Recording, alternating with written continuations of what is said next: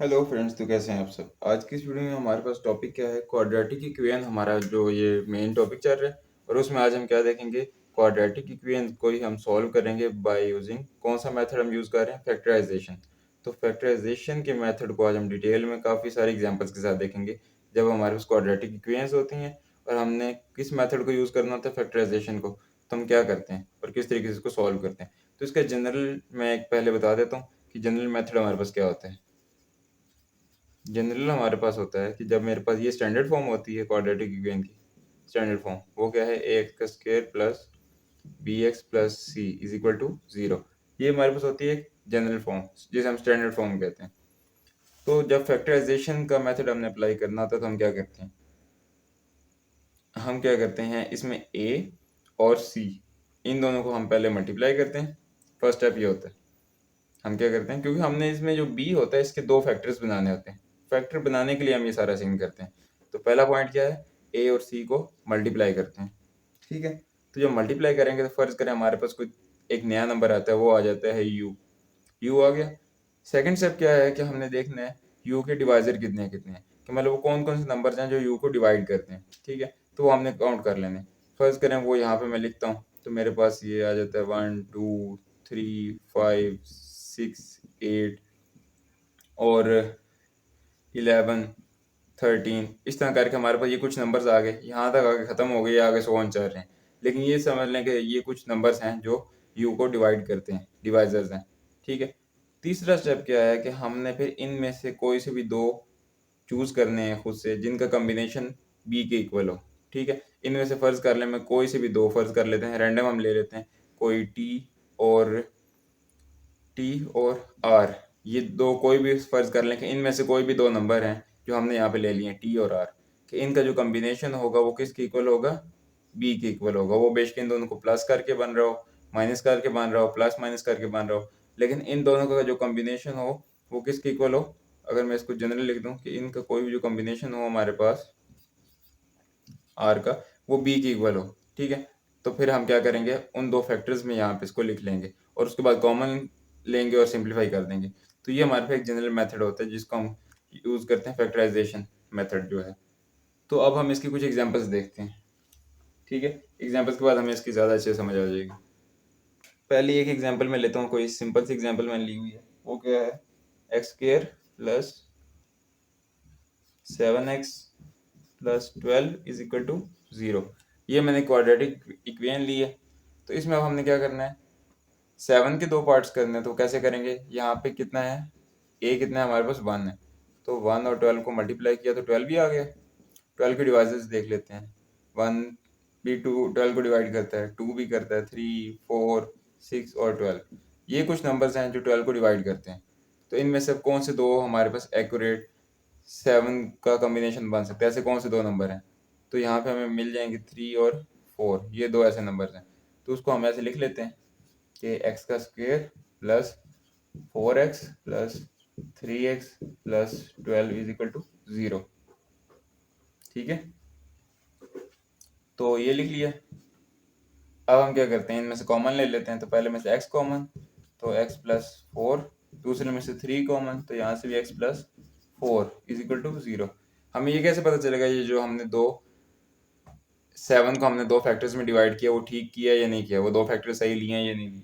वो हमें ऐसे पता चलेगा अगर हमारी ब्रैकेट्स के अंदर वाली चीज़ सेम होगी तो हमें पता चल जाएगा कि वो हमारे आंसर क्या है, ठीक है, फैक्टर्स ठीक हैं। तो फिर अब आगे इनको इकट्ठा करके लिख देते हैं, 3 और x plus 4 is equal to 0। Next term में x plus 3 is equal to 0, x plus 4 is equal to 0। तो ये कितना हो जाएगा, -3, ये कितना हो जाएगा, -4। ठीक है। तो ये हमारे पास आंसर आ गया। इस तरीके से हमने करके क्या करना है, फाइंड आउट करना है। तो हमारे जो सोल्यूशन सेट में आंसर आएगा वो कितना आएगा, -3 और -4। ये हमारा आ गया आंसर। इसके बाद देखते हैं एक नेक्स्ट एग्जांपल। नेक्स्ट एग्जांपल में हमारे पास क्या है,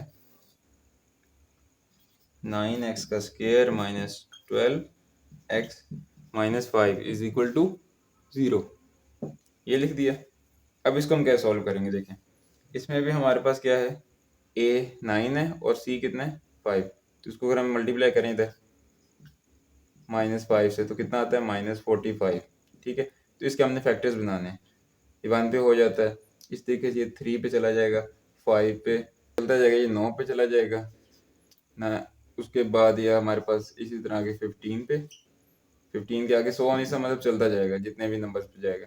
तो ये सारे नंबर्स जो हैं ये 45 को डिवाइड करते हैं। ठीक है, तो अब हमने देखना है कि यहाँ पे एक्यूरेट जो इसकी हैं दो पार्ट्स में किन किन में ये हो सकता है। ठीक है, तो अभी हमारे पास जो यहाँ दो नंबर बन सकते हैं वो क्या हो सकता है, क्योंकि हमें 12 चाहिए और वो भी -12। तो हम कैसे लिखेंगे इसको, हम यहाँ से 15 ले सकते हैं और 3 ले सकते हैं, इनका कॉम्बिनेशन हमारे पास वो 12 बन जाएगा। तो हम करेंगे क्या, माइनस का 15 लेंगे और प्लस का 3 लेंगे। तो यहाँ क्या लिखेंगे, -15x और +3x -5 इजिकल टू 0। ये ले लिया।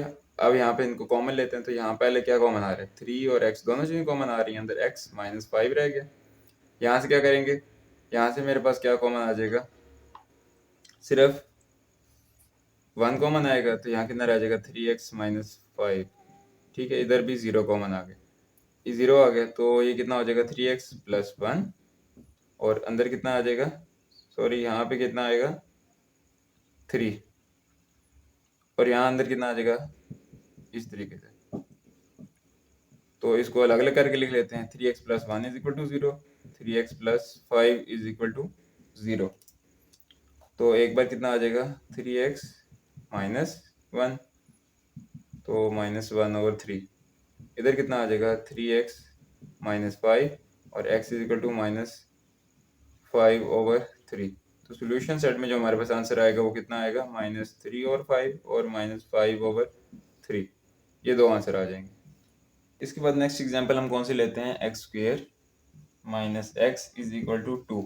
ये भी मेरे पास क्या है, क्वाड्रेटिक इक्वेशन, लेकिन ये भी अपनी स्टैंडर्ड फॉर्म में नहीं है। तो पहले हम इसको इसकी स्टैंडर्ड फॉर्म में लेकर आते हैं। तो वो कैसे लिखेंगे, -x - 2 = 0। स्टैंडर्ड फॉर्म में क्या होता है, राइट साइड पे 0 होता है। तो अभी हमारे पास क्वाड्रेटिक इक्वेशन है स्टैंडर्ड फॉर्म में। अब हम क्या करते हैं, इसको बाय फैक्टराइजेशन सॉल्व करते हैं। तो सेंटर वाले का हमने क्या करना है, दो पार्ट्स करने हैं। तो हम यहाँ पे सिंपली कैसे लिख सकते हैं, क्योंकि यहाँ पे जब 1 को और 2 को मल्टीप्लाई करेंगे तो 2 आएगा, तो सिंपली हम 1 और 2 में इसको डिवाइड करते हैं। तो क्या आ जाएगा, -2x + x - 2 = 0। तो x यहाँ से कॉमन आ जाएगा, अंदर कितना रह जाएगा x - 2 और इधर से कितना आ जाएगा 1 कॉमन आ जाएगा, तो x - 2 इधर से भी। तो x - 2 को अलग लिख लिया और x + 1 को अलग = 0। तो ये कितना आ जाएगा इस तरह 2 और दूसरा क्या आ जाएगा -1। तो सॉल्यूशन सेट में हमारे पास क्या आ जाएगा, -1 और 2। ये हमारे पास आंसर आ गया जी। तो इसके बाद हमारे पास अभी ये नेक्स्ट क्वेश्चन है, नेक्स्ट एग्जांपल है। इस पे भी हमने क्या करना है, अब देखिए यहाँ पे हमारे पास क्वाड्रेटिक में क्या होता था, मैक्सिमम पावर कितनी होती थी 2। ठीक है, जो अगर मैं जनरल भी लिखूँ तो क्या होता है, तो ये हमारे पास क्या होती है जनरल। तो इसमें मैक्सिमम पावर कितनी होती है 2। यहाँ पे हमें कोई पावर 2 नज़र नहीं आ रही। तो इसका क्या मतलब है, हमें पहले इसको थोड़ा बहुत सिंप्लीफाई करना पड़ेगा, उसके बाद हम इसको सॉल्व करेंगे। ठीक है, तो इसको सिंप्लीफाई अगर करें तो मल्टीप्लाई कर देते हैं, x² + 7x, ठीक है, इज इक्वल टू, इन दोनों को मल्टीप्लाई करते हैं तो 2x² + 8x - x और -4 ये आ गया। अब क्योंकि राइट साइड पे हमेशा 0 होता है तो हमने 0 बनाना है, बाकी सारा कुछ इस तरफ। तो ये क्या हो जाएगा, ये हो जाएगा 2x + 7x - 4 - x² - 7x = 0। उसके बाद इनको सिंप्लीफाई कर लेते हैं, तो हमारे पास क्या बचेगा, मेरे पास बचेगा x² - 4 = 0। इसको हम कैसे लिख सकते हैं, इसको लिख सकते हैं x² - 2 = 0। और इसको ओपन कैसे कर सकते हैं इस फार्मूले को, x - 2 और x + 2 = 0, इस तरीके से। तो इसको भी 0 के इक्वल, इसको भी 0 के इक्वल। तो एक मेरे पास आंसर कितना आ गया 2 और एक कितना आ गया -2।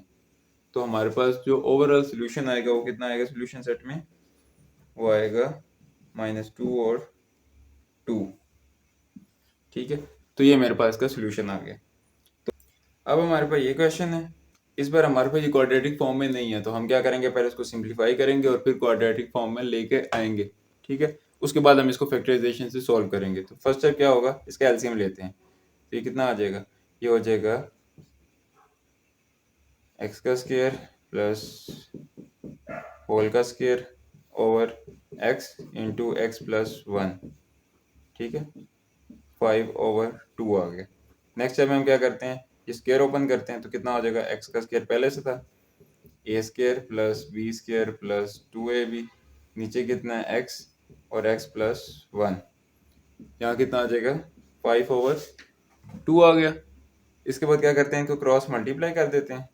तो ये 2 टाइम्स एक्स का स्क्वायर प्लस 1 प्लस 2x, ठीक है, ओवर एक्स इस तरीके से 5/2। ठीक है, अब इनको क्रॉस मल्टीप्लाई, तो 2 इंटू 2x, ठीक है, ये 2 इधर मल्टीप्लाई हो गया और इधर कितना आ जाएगा 5x x प्लस 1, ये आ गया। अब हम क्या करते हैं, इसको मजीद सिंप्लीफाई करते हैं, तो वो क्या हो जाएगा 4x की 2 प्लस 2 प्लस 4x, ठीक है, और इधर कितना आ जाएगा 5x का स्क्वायर प्लस 5x, ये आ गया। अब हम क्या करते हैं, इसको हम सारों को एक साइड पर ले जाते हैं। तो किस तरह लिखेंगे, ये मैंने लिख दिया 5x का स्क्वायर प्लस 5x, ये ऐसे लिख दिया। इनको इस तरफ ले आएंगे तो क्या हो जाएगा 4x की, ये माइनस में आ जाएगा, minus 4x equal to minus 4x और माइनस 2 इज इक्वल टू 0। तो ये कितना हो जाएगा x का square plus x minus 2 is equal to 0, ये आ गया। अब इसकी फैक्टर, अब हमारे पास ये आ गई क्वाड्रेटिक इक्वेशन। कुछ क्वेश्चन में हमें डायरेक्ट दी जाती है, कुछ में हमने इसको सिंप्लीफाई करके बनाना होता है, तो बना लिया। अब हम क्या करते हैं, इसकी फैक्टराइजेशन, तो वो क्या हो जाएगी 2x माइनस एक्स, मैंने इसको कैसे कर दिया 2x माइनस एक्स माइनस 2 वैसे ही इज इक्वल टू 0। अब पहले दो में से x कॉमन आ गया, अंदर कितना आ गया x प्लस 2, यहाँ से -1 कॉमन लिया तो अंदर कितना आ गया x plus 2 is equal to 0। तो x प्लस 2 और x minus 1 is equal to 0। तो x plus 2 is equal to 0, x minus 1 is equal to 0। तो x का एक आ गया -2 और एक आ गया 1। तो सॉल्यूशन सेट में हमारे पास क्या आएगा 1 और -2, ये हमारा आ गया आंसर।